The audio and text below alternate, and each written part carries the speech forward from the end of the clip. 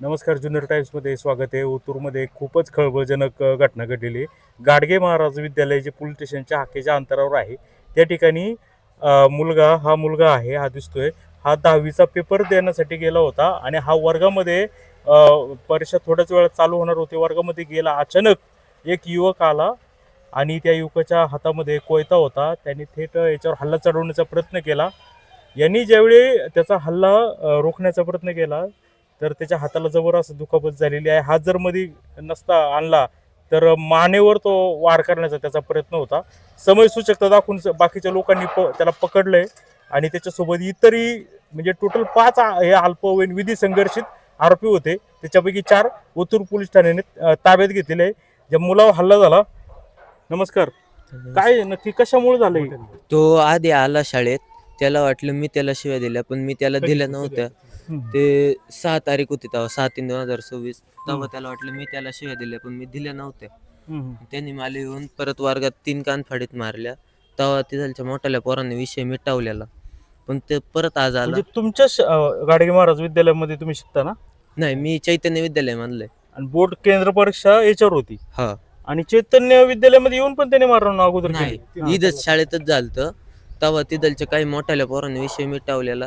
पण तो आज मला परत मारायला आला. कोयत्याने वार केला त्यांनी.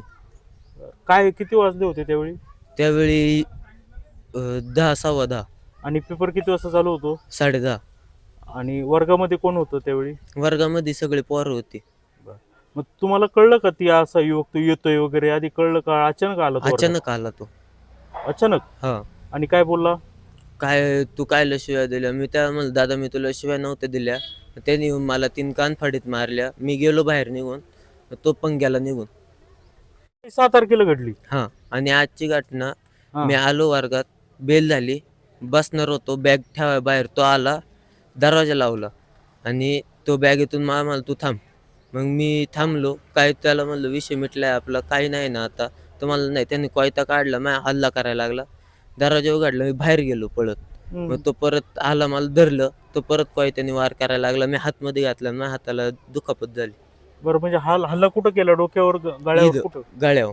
आणि मी हातमध्ये घातलं. बरं, मग रक्त वगैरे स्राव झाला? हा.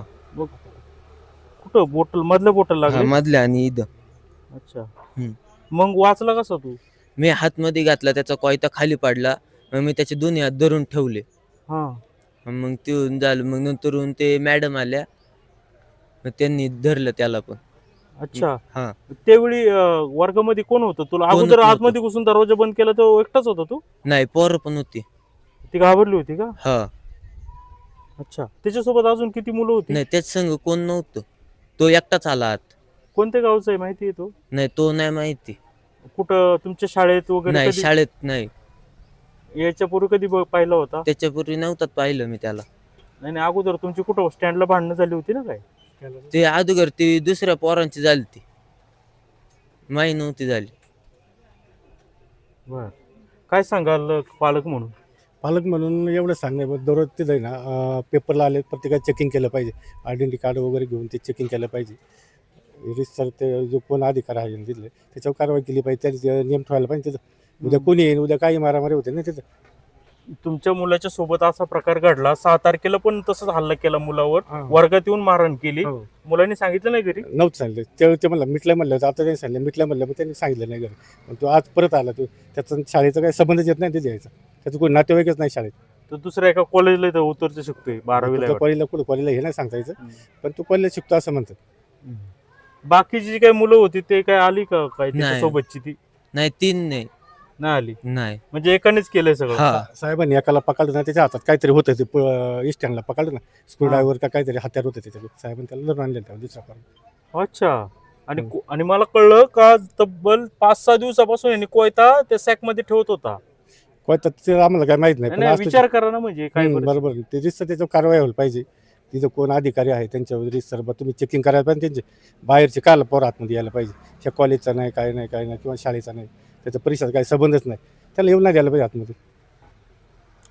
अतिशय म्हणजे खळबळजनक घटना घडलेली आहे. आणि लहान मुलाचं म्हणजे याच्यावर म्हणजे मानेवर वार करायचा प्रयत्न होता, त्याने हुकवल्यामुळं हातमध्ये गेलो, हातावरून निभावलेला आहे. परंतु या अशा पद्धतीची बालगुन्हेगारी वाढत चाललेली आहे. याच्यामध्ये जसं स्टँडवर सुद्धा अनेक मारामाऱ्या होतात, तिथल्या इथं सोडून जातात, पण काही काही वेळीत असे अनुचित प्रकार घडतात. तरी पोलीस आणि संबंधित प्रशासनाने यावर कडक कारवाई करावी. जुन्नर टाइम्स, ओतूर.